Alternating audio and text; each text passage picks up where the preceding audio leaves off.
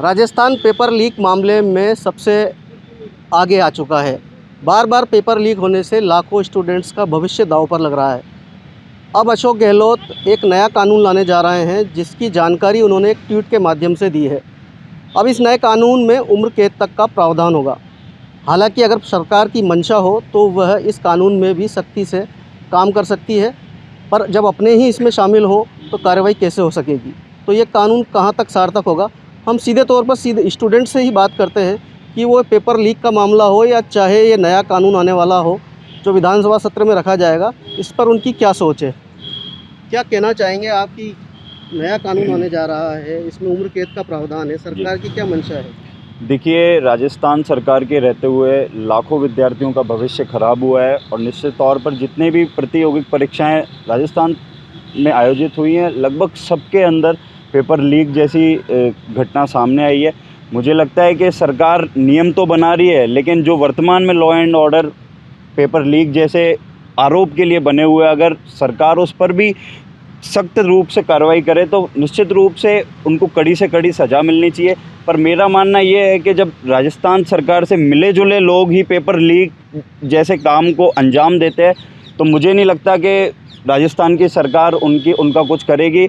और जैसा कि हमने पहले भी देखा कि जिन विद्यार्थियों ने पेपर ख़रीदा, जिन विद्यार्थियों ने पेपर पढ़ा, उन विद्यार्थियों को तो जेल की सलाखों तक पहुँचा दिया। लेकिन ये बात बहुत ज़रूरी है कि कहाँ से पेपर आउट हुआ। जहाँ से पेपर आउट हुआ उन लोगों को ज़रा सी भी कोई दिक्कत राजस्थान सरकार ने नहीं आने दी है। वे आराम से एसी के बंद कमरे में बैठे हुए और लाखों विद्यार्थियों का भविष्य ख़राब करके बैठे हुए। मुझे लगता है कि नियम लाना अच्छी बात है, हम उसका सम्मान करते हैं, समर्थन भी करते हैं, लेकिन निश्चित रूप से जो सख्त कार्रवाई अभी भी हो सकती है, वर्तमान के समय में लॉ एंड ऑर्डर से हो सकती है, वो चाहे आप कानून बना लो या ना बनाओ, अगर सरकार चाहेगी तो वर्तमान के लॉ एंड ऑर्डर पे भी ऐसे लोगों के खिलाफ सख्त से सख्त कार्रवाई हो सकती है।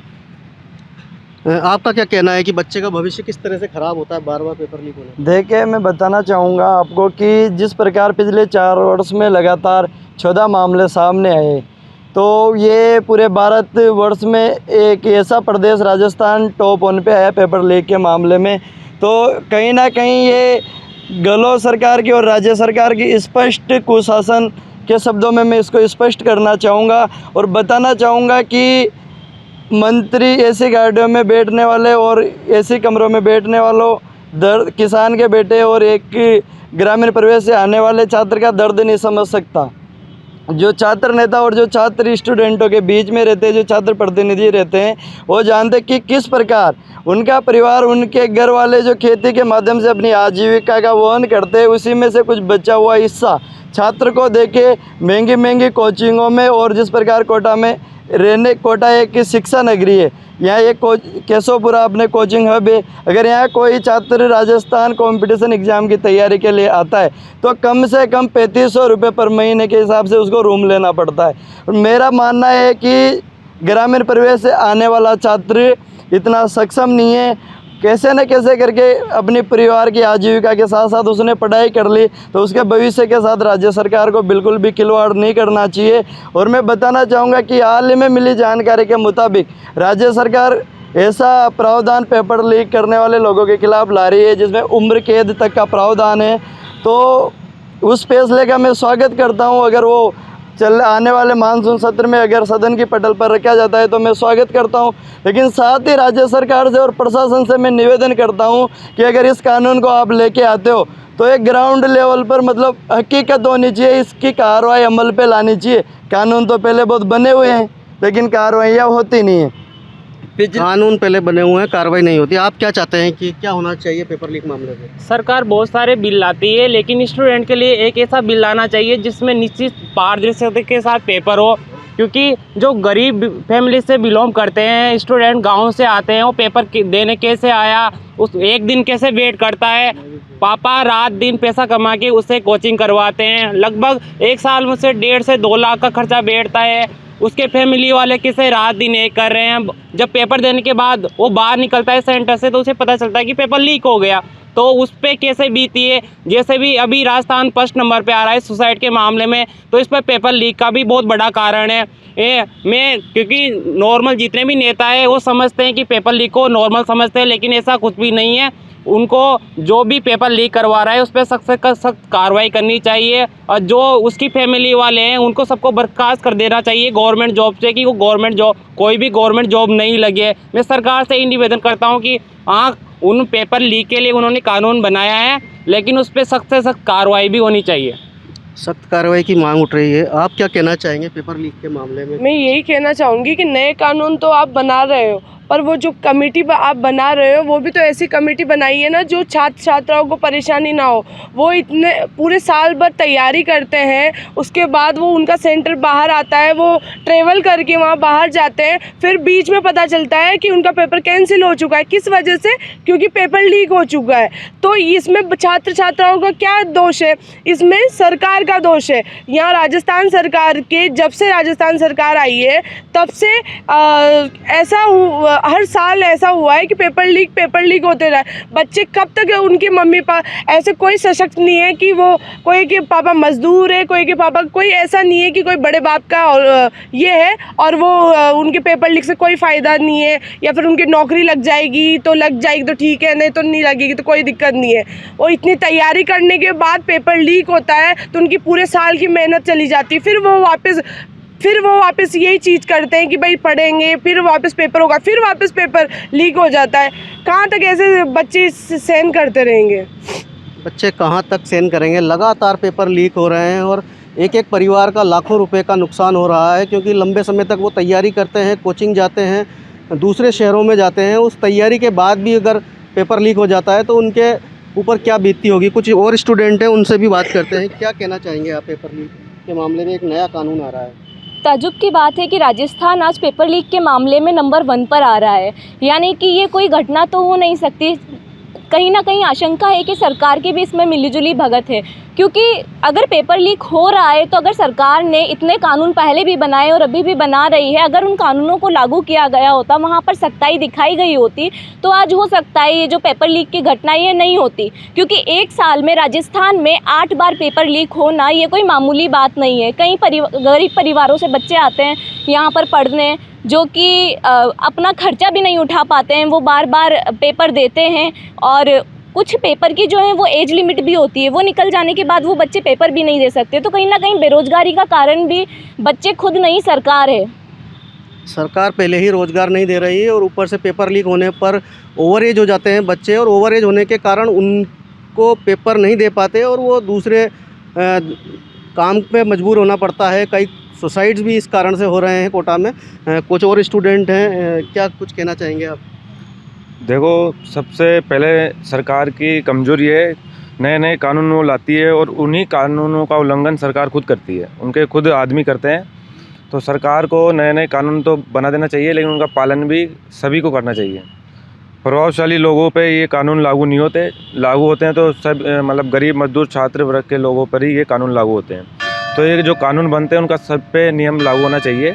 बेरोजगारी भी कानून मतलब ये जो पेपर लीक हो रहे हैं उन्हीं का कारण है बेरोजगारी बढ़ना भी। पेपर लीक के कारण ही बेरोजगारी बढ़ रही है, इनका कहना है। और साथ ही कि बड़े लोगों पर कार्रवाई नहीं होती, मगरमच्छ बच के निकल जाते हैं और छोटे छोटे लोगों पर कार्रवाई हो जाती है और उसकी इतिश्री सरकार कर लेती है। कुछ और स्टूडेंट है, क्या कहना चाहेंगे आप? सर, जैसा कि आप अभी कह रहे हैं कि जो राजस्थान है वो पेपर लीक के मामले में 1st नंबर पे आ चुका है। अगर इसी तरह चलता रहा तो आप देख सकते हैं हमारी राजस्थान की हिस्ट्री कितनी गौरवशाली रही है।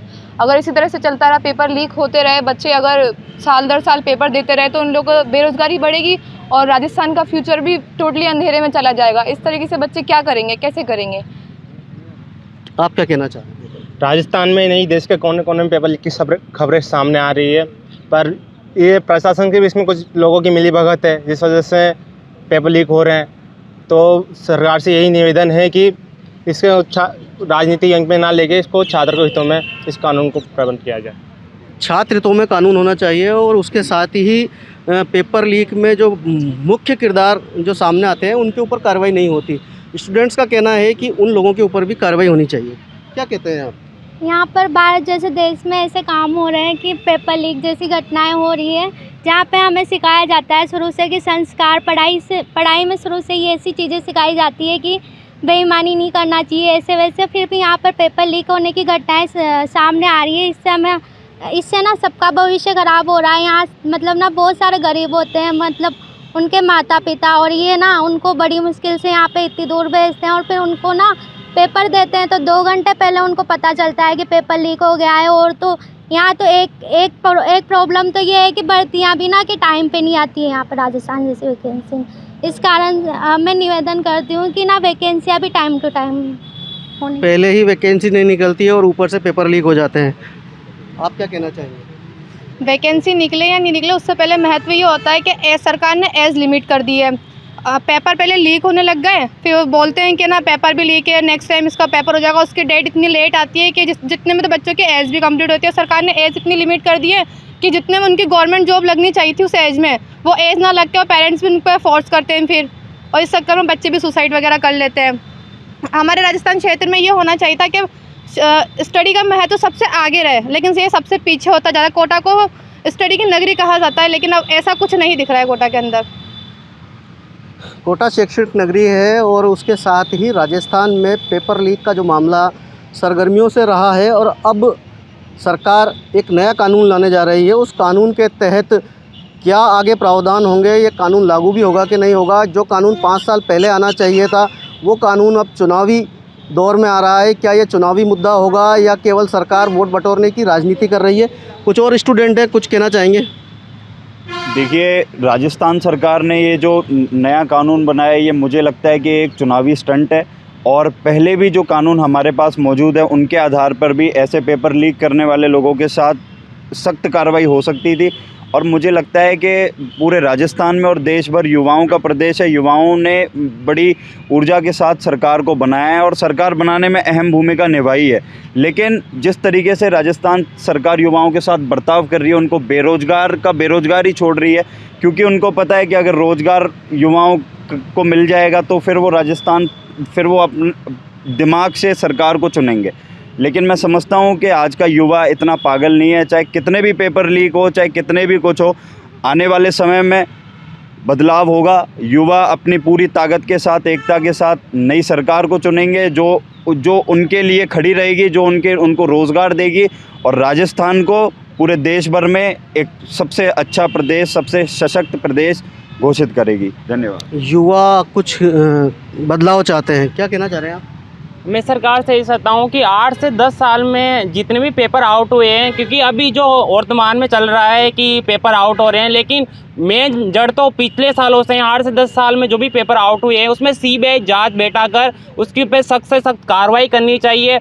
जितने भी प्राइवेट कॉलेज आते हैं, स्कूल आते हैं, उनमें सेंटर ना देकर गवर्नमेंट स्कूलों में सेंटर देना चाहिए और गवर्नमेंट कर्मचारी या सरकारी कर्मचारी द्वारा पेपर करवाना चाहिए इसमें। क्योंकि बहुत सारी बार प्राइवेट कॉलेजों में सेंटर आते हैं, उसमें किसी भी स्टूडेंट को पेपर के लिए अंदर बुला लिया जाता है। पेपर लीक के मामले में ज़्यादातर हो ही रहते हैं। तो मैं सरकार से ही निवेदन करना चाहता हूं कि जो भी नियम बनाए उस पर सख्त से सख्त कार्रवाई करे और जो भी पेपर लीक के मामले में पाया जाता है उसको कठोर से कठोर दंड दिया जाए और कानून को भी सख्त से सख्त किया जाए।